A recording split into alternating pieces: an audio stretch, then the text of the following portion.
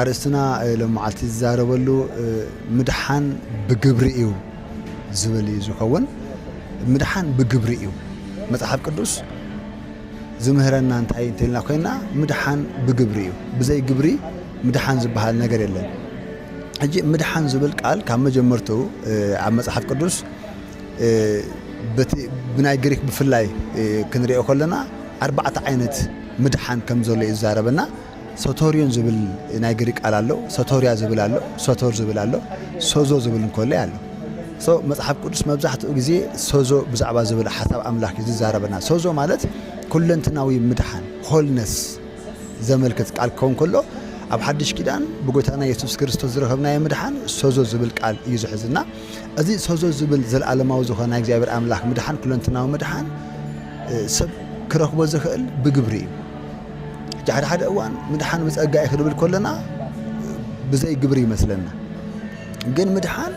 ብጸጋ ናባና መጽ እምበር ብግብሪ እዩ ዝኸውን መጽሓፍ ቅዱስ ዝምህሮ ሓቂ ክንዛረብ ስለ ዝግባአና ሐዋርያ ያዕቆብ ከም ትፈልጦ ሓው ጎይታና ኢየሱስ ክርስቶስ ኣብ ምዕራፍ 2 ቁጥሪ 14 ኣሕዋተየ ሓደ ሰብ እምነት ኣላትኒ እንተበለ ግብሪ ግን ካብ ዘይትህልዎ እንታይ ጠቕሞ እዛ እምነት እዚኣ ዶ ከተድሕኖ ትኽእል እያ ሓው ወይስ ሓብቲ እንተዓረቑ ናይ ዕለት ምግቡን እንተሰኣኑ እሞ ንስግኦም ዘድሊ ከይሃብኩምሲ ሓደ ካባኻትኩም ብሰላም ኪዱ ምቑ ጽገቡ እንተበሎም እንታይ ጠቕሞ እዩ ዝብል ሕጂ ምድሓን ብግብሪ እዩ ነገር ግን ኣብዚኣ ክንፈልጦ ዝግባአና እቲ ምድሓን ዝበሃል ዘሎ ብግብሪ ንሕና ብንገብሮ ግብሪ ኣይኮነን ኣምላኽ ወዲ ሰብ ክድሕን ግብሪ እዩ ዝሓትት ምክንያቱ ንእስራኤላውያን ዝተዋህበ ሕጊ ክገብርዎ እዩ ኣምላኽ ስለቲ ወዲ ሰብ ዝወደቆ ውድቀትን ስለ ዝገበሮ ሓጢአትን ናብ ኣምላኽ ንክመጽእ እግዚአብሔር ኣምላኽ ግብሪ ይጠልብ እዩ ነዚ ግብሪ እዚ ድማ እስራኤላውያን ይኹን ኩሉ ወዲ ሰብ ባዕሉ ክገብሮ ኣይከኣለን ነገር ግን ኣምላኽ ሕጊ ዝሃበ ምእንታን ክንገብር ኢሉ እዩ እግዚአብሔር ኣምላኽ ስለ ሓጢአት ዝሓቶ ሓደ ሕቶ ኣሎ እሱ ድማ ኣምላኽ ብዝቐመጦ መምዘኒ ንዕኡ ዝበቅዕ ግብሪ ሰብ ክገብር ክኽእል ኣለዎ ስለዚ ወዲ ሰብ ድማ ነቲ ኣምላኽ ዝጠልቦ ግብሪ ክገብር ኣይከኣለን that's why ሓደ ሰብ እኳ ክድሕን ኣይከኣለን ኣብ ቅድሚ እግዚአብሔር ኣምላኽ ደው ኢሉ ጻድቕ ኮይኑ ክቐርብ ዝኽእል ሰብ የለን ካብቶም ጸዲቖም ንብሎም ናይ እምነት ኣቦታት እኳ እንተኾኑ በዓል ኣብርሃም በዓል ዳዊት በዓል ሙሴ እንተረኣና ኣብ ግብሮም ጌጋ ነይርዎም ኣብ ግብሮም ጥፍዓት ነይርዎም ግን ድማ ኣገልገልቲ ኣምላኽ እዮም ነይሮም ነዚ ሐዋርያ ጳውሎስ ኣብ ሮሜ ክዛረብ ከሎ ኩሎም ሓጢኦም ክብሪ ኣምላኽ ድማ ስኢኖም ኢሉ ኣነ ንስኹም ንስኻ ኣብታ ኩሎም ትብል ስለ ዘለና ኩልና ሓጢና ኢና ክብሪ ኣምላኽ ድማ ስኢና ስለዚ እግዚአብሔር ኣምላኽ ድማ ግብሪ ስለ ዝጠልብ ንጽድቂ ናይ ግድነት ሓደ ሰብ ግብሪ ክገብር ነይርዎ ነዚ ሐዋርያ ያዕቆብ ታይልሉ ሕጂ እምነት ብዘይ ግብሪሲ ኣይተጽድቕን ኢሉሉ እዚኣ ሰብ ገይሩ ዝጸድቕ ኣይኮነትን ተምስል ደላ ብዙ ሰብ ዝጋገየ ሕጂ እምነትን ግብርን ማዕረ ይገብረን እቲ ቃል ግን እምነት ብግብሪ ትግለጽ ይዝብል ዘሎ ሓደ ሰብ ምስ ኣመነ ይገብር መጽሐፍ ቅዱስ ክዛረብ ከሎ ኣመንኩ ስለዚ ድማ ተዛረብኩ ኢሉ ሐዋርያ ጳውሎስ ካብ ዳዊት ኣምጺኡ ንሕና ድማ ሓደ ዓይነት ናይ እምነት መንፈስ ስለ ዘለና ንኣምን ንዛረብ ከዓ ኢሉ ሕጂ ሰብ ስለ ተዛረበ ኣይኮነን ኣሚኑ ስለዚ ኣመነ ግን ተዛሪቡ ምዝራብ ናይ እምነቱ መግለጺ እዩ ከምኡ ልክ ድማ ያዕቆብ እንታይ ዝብል ደሎ እምነት ብዘይ ግብሪ ምውቲኣ ክብል ከሎ ሓቀኛ እምነት ኣብ ግብሪ ትግለጽ እምበር ግብሪ እምነት ተምጽእ ኣይኮነን ዝብል ዘሎ ሓደ ሰብ ንሕዳ ኣሚኑ ግብሪ ክገብር ናይ ግድነት እዩ ግብሪ እዩ ናይ እምነት መግለጽ እምበር ግብሪ እምነት ኣይምጽእን እምነት ግን ግብሪ የምጽእ ሓቀኛ ኣማኒ ዝገብሮ ግብሪ ኣለዎ እሱ ድማ እቲ ኣምላኻዊ ህይወት ምስ ተቐበለ ብእምነት ንዕኡ ክነብሮ ከሎ እሱ ግብሪ ዝበሃል ስለዚ እምነትን ግብርን ኣይነጻጸርን እዩ ምክንያቱ ግብሪ ብዝርዳእና ቋንቋ ክዛረብ ግብሪ ውሉድ እምነት ክንብሎ ንኽእል ኢና ዝኣመነ ሰብ ብሓቂ ናይ ግድን እዩ ዝገብር እዚ ማለት ግን ንሕና ብንገብሮ ግብሪ ንጸድቕ ማለት ኣይኮነን መጽሐፍ ቅዱስ እንታይ ዝምህረና እንተልና ኮይና ሓደ ሰብ ክድሕን እንተኮይኑ ሓደ ሰብ ምስ ኣምላኽ ክቐረቕ እንተኮይኑ ናይ ግድን ኣምላኽ ዝጠልቦ ዓይነት ደረጃ ግብሪ ክገብር ክኽእል ኣለዎ ነዛ ግብሪ እዚኣ ከዓኒ ሰብ ክገብር ኣይክእልን ተፈቲኑ ብዙሕ ግን ክገብር ኣይከኣለን ገይሩ ክጸድቕ ኣይከኣለን ነዚ ኣምላኽና እግዚኣብሔር መሓሪ ኣምላኽ ስለ ዝኾነ ሓደ ሰብ እኳ ብግብሩ ግብሪ ገይሩ ክጸድቕ ከም ዘይኽእል እግዚኣብሔር ኣምላኽ ምስ ረኣየና ብሕጊ ገይሩ ሓደ ነቲ ግብሪ ኣብ ክንዲ ኩሎም ዝገብር ሰብ ግን ኣድላይ ኮይኑ ተረኺቡ ማለት እዩ። ስለዚ መጽሓፍ ቅዱስና ኣብ ሮሜ ምዕራፍ 4 ካብ ቁጥሪ 1 ክሳብ 5 ኣብ ዘሎ ቃል እንድሕር ኣርኢና ኮይና ብዛዕባ እምነትን ብዛዕባ ግብርን ምስ ናይ ያዕቆብ ክንተሓዞ ይግባአና። መጽሓፍ ቅዱስ ባዕሉ ንባዕሉ ዝትርጎም መጽሓፍ እዩ፣ ዘይጋጮ መጽሓፍ እዩ። ናትና ምርዳእ ክውሰን ይኽእል እዩ። ብመጠን እናተረዳእና ዝኽእልና ግን መጽሓፍ ቅዱስ ሓቂ ምዃኑ ናበርሃልና ይከይድ። ስለዚ ያዕቆብ ብዘይ ግብሪ እምነት ምውቲ ምባሉ ሓቁሎ ቃል ኣምላኽ ስለ ዝኾነ ንሕና ኢና ንያዕቆብ ንቐበሎ እምበር ያዕቆብ ንዓና ክቐበለና ይንጽበይን ኢና። ግን ያዕቆብ ምስ ካልእ መጽሓፍ ቅዱስ ክንረኣዮ ከለና እታ እምነት ግብሪ ትወልድ ከምቲ ካብ ስጋ ካብ መንፈስ እተፈልየ ስጋ ምውት እዩ ከም ዝብሎ ማለት ሕጂ ነቲ ስጋ ህያውነት ዝሃቦ መንፈስ እዩ።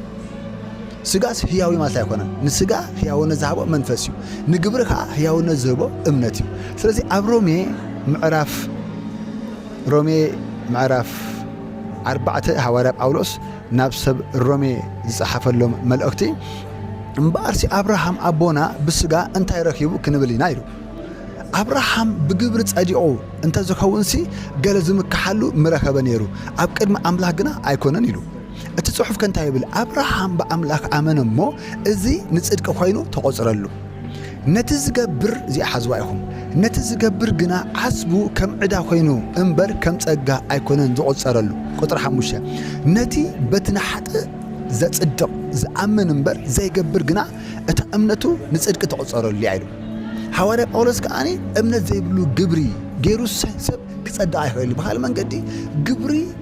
ቅድሚ እምነት እንተመጽያ ትርጉም የብላህን ደሞዝ እያ ትኸውን ይብላ ኣሎ። እምነት ቅድሚ ግብሪ እንተመጽያ ግን እሳ ተድሕነካ ይብላ ኣሎ። ስለዚ ወዲ ሰብ ክድሕን ዝኽእል ከምኡውን ብምድሓኑ ድማ ምስ ኣምላኽ ዘለዎ ህይወትን ሕብረትን ክቖጽል ዝኽእል እሱ ብዝገብሮ ግብሪ ዘይኮነስ ብተገብረሉ ግብሪ ከኣምን ከሎ እዩ። እዚ ማለት ምስ ኣምላኽ ኣብ ዘለና ህይወት ግብሪ ዝበሃል ኣየድልና ማለት ኣይኮነ። ክልቲአን ተተሓሒዘን እየን ዝኸዳ። እምነት ሳብ ዝሃለወ ግብሪ ከሉ ግድን። ስለዚ እንታይ ኢና ንብል ዘለና? ምድሓን ሕጂ እውን ብግብሪ እዩ። ግብሪ ዘይብሉ ምድሓን የለን። ኦኬ ሶ እንድሕር ደኣኒ እምነት ምድሓን ብእምነት ዘይኮነ ብግብሪ ተኮይኑ ግብርና እምነት ከምጽእ ይኽእል ተይልና ኣይክእልን። እንታይ ደኣ እሞ ንገብር? ግብሪ ዝመጽእ ካብ እምነት ስለ ዝኾነ ክንኣምን ይግባአና እዩ። ምስ ኣመና ግን ግብሪ ይመጽእ። ምክንያቱ እምነት ባዕላ እትወሉ ነገር ኣለዋ። እምነት ንሓደ ነገር እዩልካ መቕባል ስለ ዝኾነ፣ ስለዚ ሓደ ሰብ ንምድሓን ክሓስብ ከሎ፣ ምስ ኣምላኽ ክዕረቕ ክሓስብ ከሎ፣ መንግስቲ ኣምላኽ ክወርስ ክሓስብ ከሎ ሙሉእ ብሙሉእ ብግብሩ እምነት ከምጽእ እንድሕር ሓሲቡ ኮይኑ ገለ ምስ ኣጉደለ እምነቱ ዜሮ እያ ትኸውን። ነገር ግን ብእምነት ምስ ጀመረ ግን ግብሩ እናመልኦ ይኸይድ። ስለዚ እምነት እንታይ እያ ትወልድ ተኢልና ኮይና ግብሪ እሞ ትወልድ፣ ነቲ ግብሪ ከዓኒ ናብ ፍጽምና ተብጽሖ። ሰው ሕጂ እውን ሓደ ሰብ ምስ ኣምላኽ ተዓሪቑ መንግስቲ ኣምላኽ ክወርስ ዝኽእል ናይ እግዚኣብሔር ህይወት ክካፈል ዝኽእል ብግብሪ እዩ። ሰው ሕጂ እንድሕር ደኣኒ ምስ ኣምላኽ ምዕራቕ ብግብሪ ኮይኑ እንታይ ዳ ኢና እሞ ክንኣምን ዝግብአና እንተኢልና ኮይና ነቲ ኣምላኽ ዝጠልቦ ግብሪ ዝገበረ ኣካል ክህልወና ክኽእል ኣለዎ። ኣነ ክገብር ክሳብ ዘይከኣልኩ ምስ ኣምላኽ ንምትዕራቕ ስራሕ ክሰርሕ ክሳብ ዘይከኣልኩ ናተይ ስራሕ ንኣምላኽ ከዕግቦ ክሳብ ዘይከኣለ በዚ ከዓኒ ካብ ህይወት ኣምላኽ ተፈለየ ዝነብር እንተኮይነ እግዚኣብሔር ኣምላኽ ነዚ ከምዚ ዓይነት ህይወት እንታን ከብቅዕ ሓደ ነቲ ኣምላኽ ዝደልዮ ጠለብ ዝገብር ሓደ ገባሪ ግብሪ እግዚኣብሔር ኣምላኽ ልኢኹ። ንሱ ድማ ጎይታናን መድሓኒናን ኢየሱስ ክርስቶስ ካብ ድንግል ማርያም ተወሊዱ ሰብ ኮይኑ ኣብዛ ምድሪ እዚኣ ወዲ ሰብ ክገብሮ ዝግብኦ ብምሉእ እሱ ገይሩ እቲ ግብሪ ወዲእዎ ማለት እዩ። ሕጂ ኣምላኽ ንዓና ከጽድቐና ከሎ ኣምላኽ ንደቂ ሰባት ከጽድቖም ከሎ እግዚኣብሔር ኣምላኽ ንደቂ ሰባት ብጽድቂ ክቕበሎም ከሎ ግብሪ ዝበሃል ከይረአ ኣይኮነን። ግብሪ ርኢ እግዚኣብሔር ጽድቂ ዝህብ። እቲ ግብሪቲ ግን እንታይ እንተኢልና ኮይና ብጣዕሚ ኣዝዩ ክርዳኣና ብዝኽእል መንገዲ ጎይታና ኢየሱስ ክርስቶስ ኣብ ወንጌል ዮሃንስ ምዕራፍ 6 ካብ ቁጥሪ 27 ጀሚሩ ከምዚ ኢልዎ፣ ኣብዚ ከም ትፈልጥዎ ኣይሁዳውያን ተኣኪቦም ገሊኦም ብኡ ይኣምኑ ገሊኦም ኣይኣምኑን እዮም። ኣብ መንጎ እዚ ጎይታ ኢየሱስ ክርስቶስ ቃል አምላክ እናምሃሮም ክኸይድ ከሎ ምስኦም ስለ ዝዓበየ ኣብ ማእከሎም ስለ ዝተወልደ ተራተብ ገይሮም ስለ ዝረኣይዎ ኣምላኽ ምዃኑ ስለ ዘይፈልጡ ልኡኽ ኣምላኽ ምዃኑ እቲ መሲሕ ምዃኑ ስለ ዘይፈልጡ ሕቶም ሰልዓሉ ጎይታ ኢየሱስ ክርስቶስ ክምህሮም ነይርዎ ኣብ ታሪክ ዝታይ ዘሎ ጎይታ ኢየሱስ ክርስቶስ ተኣምራት ገይሩ ምግቢ ምስ ኣብልዖም ምግቢ ርኦም እዮም መፅኦም ክበልዑ ኢሎም እዮም መፅኦም ድሓር ጎይታ ኢየሱስ ክርስቶስ ከምዚ ኢልዎም ኢየሱስ ድማ እትደልዩኒ ዘለኹምሲ እንጀራ ስለ ዝበላዕኩምን ዝጸገብኩምን ኢኹም እምበር ተኣምራት ስለ ዝሪእኹም ከም ዘይኮንኩም ብሓቂ ይብለኩም ኣለኹ ቁጥሪ 17 ወዲ ሰብ ንዕኡ ኣቦ ንሱ ኸዓ ኣምላኽ ሓቲምዎ እሞ ነቲ ንሱ ዝህበኩም ዘለዓለም ህይወት ዝነብር ብልዒ እምበር ነዚ ሓላፊ ብልዒ ኣይትግበሩ ኢሉ መለሰሎ ስለዚ ንሳቶም ግብሪ ኣምላኽ ክንገብርሲ እንታይ ንግበር በልዎ እዚኣ ቁልፊ እያ ግብሪ ኣምላኽ ክንገብርሲ እንታይ ንግበር በልዎ ብኻልእ መንገዲ ናይ ኣምላኽ ግብሪ ገይሮምሲ ንኣምላኽ ክሕጉሶን እዮም ዝሓስቡ ዘለዉ ስለዚ ግብሪ ኣምላኽ ክንገብርሲ እንታይ ንግበር ኢሎም ጎይታ ኢየሱስ ክርስቶስ ሕጂ ኣፍታ ግብሪ ሓዝለ ኢኹም እታ ምድሓን ትበሃል ብግብሪ ምዃና ኣብዚ ኢና ንሪኣ ድሓር ጎይታ ኢየሱስ ክርስቶስ ከምዚ ኢልዎ ኢየሱስ ከዓ ግብሪ ኣምላኽ በቲ ንሱ ዝለኣኾ ክትኣምኑ እዩ በሎም ሕጂ ምድሓን ብግብሪ እዩ እንታይ ዓይነት ግብሪ እቲ ግብሪ ግን ክርስቶስ ብዝገበሮ ግብሪ ምእማን እዩ ስለዚ ጎይታና መድሓና ኢየሱስ ክርስቶስ ነቲ ወዲ ሰብ ክገብሮ ዘይከኣለ ግን ድማ ኣምላኽ ዝጠልቦ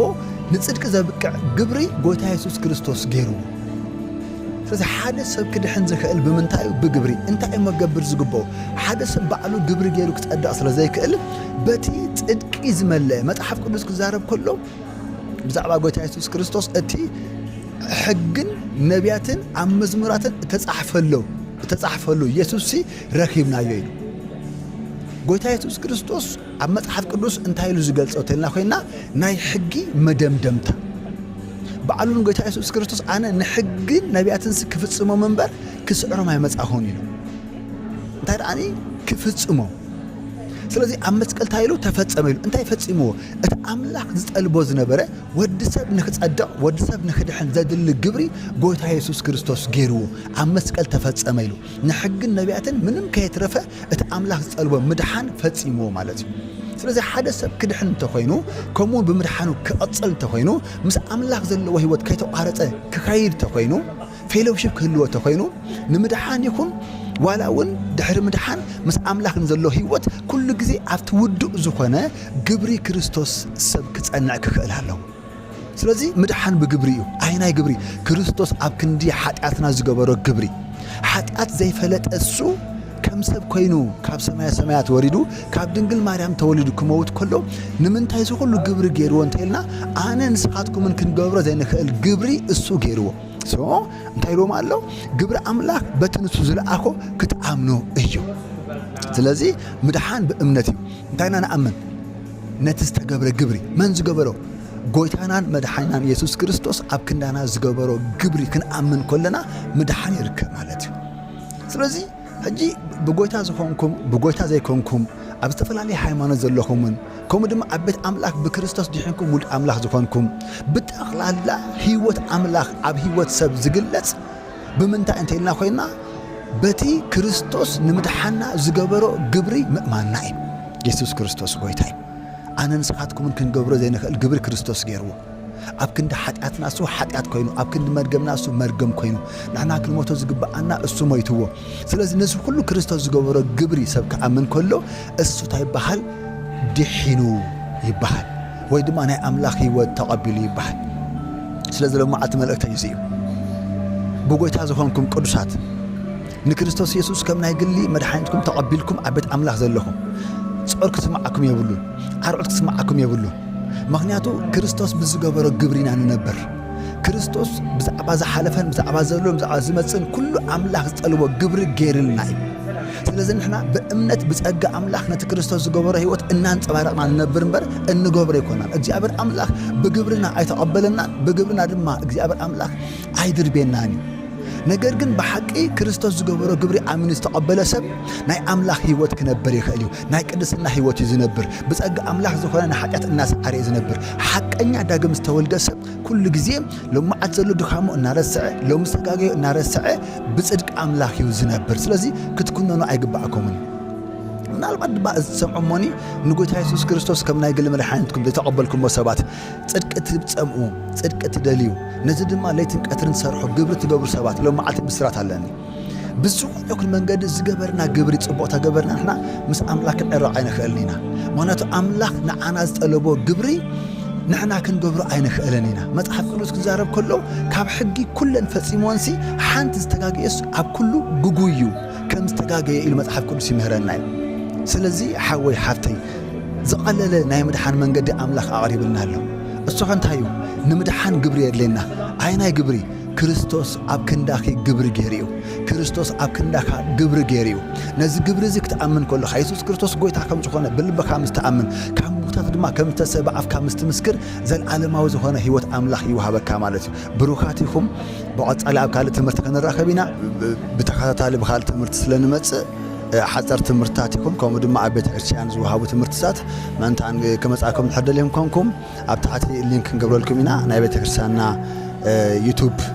ቻናል ኣሎ ክንገርፈልኩም ኢና ስለ ሳብስክራይብ ሼር ምግባር ኣይትሕማቑ ኢኹም ሻሎም